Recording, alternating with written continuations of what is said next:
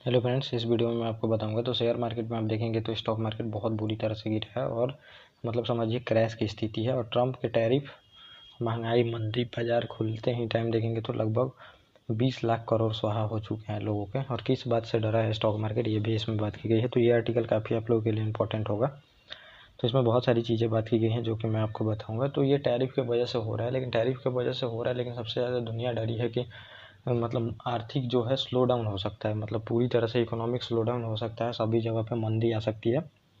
इसको लेके पूरा मार्केट डरा हुआ है और मार्केट डरा हुआ है और मार्केट फ्यूचर को प्रेडिक्ट करके बढ़ता है घटता है। तो मार्केट फ्यूचर ही देखता है। तो फ्यूचर में लोग देख रहा है कि पूरी जो दुनिया है इकोनॉमी स्लो में चली जाएगी, स्लो में जाएगी तो कंपनी को प्रॉफिट कम होंगे, प्रॉफिट कम होंगे तो उनको फिर प्रॉफिट लोगों को भी कम होंगे।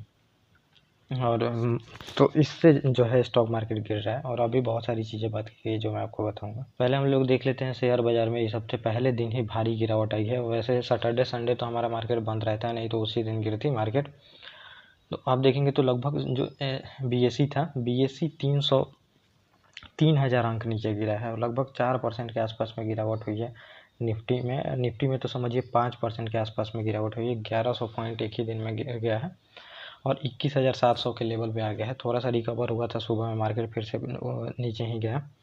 और इसमें लिस्टेड जितनी भी कंपनियां आप देखेंगे स्टॉक मार्केट में तो लगभग साढ़े 19 लाख करोड़ रुपए का एक ही बार में व्हाइट वॉश हो गया है यहाँ पे। और अभी देखेंगे तो पूरा मार्केट कैप, मतलब जितनी कंपनियां होती हैं उनका पूरा मार्केट कैप मिला के एक मार्केट कैप यहाँ पे बनाया जाता है स्टॉक मार्केट का।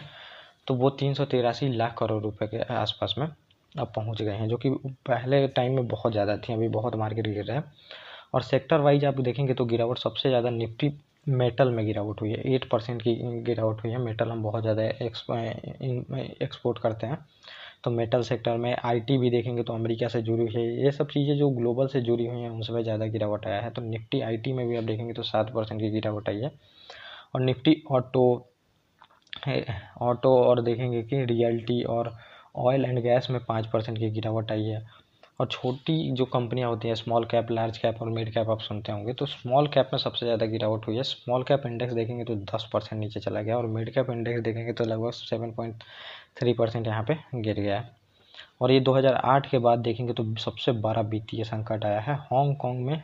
हैन सेंग जो है 2008 के वित्तीय संकट के बाद एक दिन में सबसे बड़ी गिरावट आई है। जापान, चीन, ऑस्ट्रेलिया, दक्षिण कोरिया और मतलब चीन, सभी जगह पे बहुत बड़ी गिरावट आई है। नैस्डैक में भारी गिरावट आपको देखने को मिलेगा। नैस्डैक में भारी गिरावट आई है और ये अपने हाई से 20% तक गिर चुका है। अमेरिकन जैसे BSE NSE होता है वहाँ पे नैस्डैक है।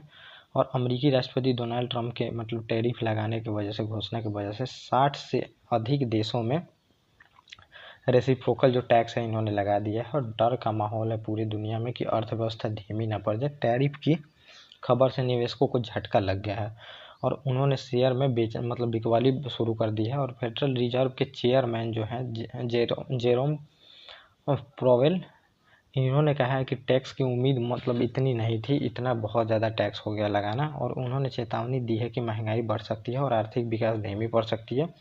और अमेरिकी अर्थव्यवस्था को लेकर समझिए कि अनसर्टेनिटी फैली हुई है, अनिश्चितता फैली हुई है। फिर आप देखेंगे तो दुनिया के बाजार में भारी गिरावट आई है। इसमें से आपको देखने को मिलेगा जापान में निक्केई जो है ये 7% गिरा है। दक्षिण कोरिया में कोस्पी जो है 5% गिरा है। चीन में देखेंगे ब्लू चिप इंडेक्स लगभग 7% गिर गया है। और हांगकांग में हैंसेंग जो इंडेक्स है ये 10.5% सबसे ज़्यादा गिरा है। अमेरिकी शेयर बाजार में भी गिरावट का डर है।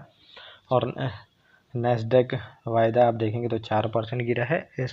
S&P देखेंगे तो S&P 50 है, ये भी आप देखेंगे तो 3% के कारोबार पे। तो ये अभी 2-3 दिन से गिरते ही जा रहे हैं। और ट्रंप यहाँ पे ये भी बोले थे कि अच्छे कामों के लिए थोड़ा सा दर्द तो सहना ही पड़ेगा, लेकिन अब देखिए कितना ये पेनफुल होता है लोगों के लिए। वहाँ के लोग वहाँ पे प्रदर्शन भी कर रहे हैं। और महंगाई से ज़्यादा मंदी का डर है। महंगाई तो लोगों को उतना डर नहीं है, मंदी का डर है कि ग्रोथ रेट पूरी तरह से वर्ल्ड का ही रुक जाएगा। बाजार के जानकारों का मानना है कि लोग महंगाई से ज़्यादा मंदी से डर रहे हैं। और अमेरिका में मार्च महीने में देखेंगे तो उपभोक्ता मूल्य सूचकांक, कंज्यूमर प्राइस इंडेक्स जो होता है CPI, इसके आंकड़े आने वाले हैं। और इसमें देखेंगे तो 0.3% की बढ़ोतरी होगी, बढ़ेगा मतलब।